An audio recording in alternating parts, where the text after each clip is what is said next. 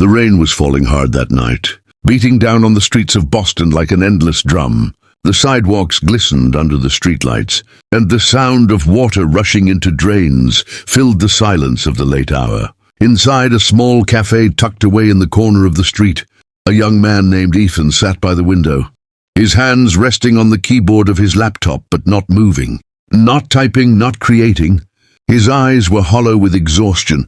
For weeks, he had been chasing words that refused to come. Ethan had always dreamed of becoming a writer, of publishing stories that would inspire people, of leaving a mark on the world through the art of storytelling. But life had not been kind. His manuscripts had been rejected one after another. Editors dismissed him, bills piled up, and his confidence began to crumble. That evening, Ethan whispered under his breath, "My mind is like a crowded room where everyone is shouting at once. I can't hear my own voice anymore."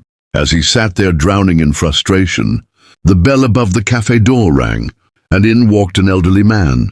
He wasn't tall or imposing, but something about his presence drew attention. He wore a worn grey coat, carried no umbrella, though the rain was relentless, and yet his face glowed with calm. His steps were steady, unhurried, as though the world outside did not matter. The old man glanced around the cafe, and noticing Ethan alone, walked over. "Son," he said gently, "may I sit here? Every other seat seems taken." Ethan nodded reluctantly. The man sat down without ordering anything. For several minutes, he simply looked out the window at the rain, as if he had all the time in the world. Then he turned to Ethan. "You look like someone carrying too much inside," he said softly. "You know, the heaviest burdens are not the ones we carry on our shoulders. They are the ones inside our minds." Ethan gave a faint smile. "And how would you know that?" The man leaned closer. "Because once, I nearly drowned in my own thoughts, but I learned the secret of the empty cup." Ethan raised an eyebrow. "The empty cup?" The man reached across the table, picked up Ethan's half-finished coffee, and tilted it slightly. "This cup is your mind. You keep pouring in your worries, your failures, your regrets, your doubts, until it spills over, and then no new idea, no peace, no joy can enter. But if you empty it even just a little, you create space for wisdom, for kindness, for growth." Ethan gave a small laugh. "That sounds simple, easier said than done." The man's eyes twinkled. "Let me tell you a story." And so he began.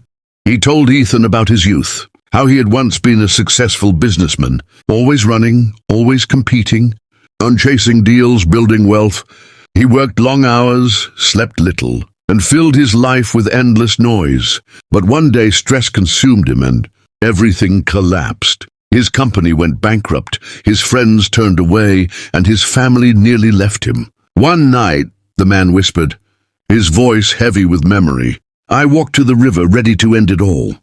I thought life had no meaning left. But at the riverbank I saw an old fisherman sitting quietly, staring at the water. I asked him, 'How can you sit so peacefully while I'm falling apart?' And he said, 'Because I have emptied my mind. Life is not about holding on to every pain, but about making space for new tides to come.'" The man paused, looking down at his weathered hands. "That fisherman saved me. I let go of the bitterness. I forgave myself. I stopped trying to control everything, and slowly I rebuilt, not with money, but with peace. I learned that an empty cup can always be refilled." Ethan listened, captivated. Something about the man's words struck deep inside him. For the first time in months, silence, not noise, filled his heart. Just then, the cafe door swung open.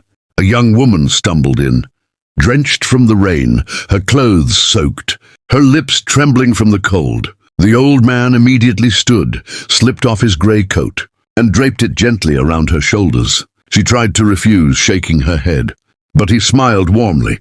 "Kindness is only heavy when you hold it back. Wear it." The woman's eyes filled with tears. She clutched the coat, whispered, "Thank you," and sat down at the counter, shivering less. Ethan watched in awe. That small act of compassion spoke louder than the story itself. He realized in that moment, emptying your mind didn't just mean letting go of worries. It also meant letting go of selfishness, so kindness could flow through. As the night drew on, the rain slowed.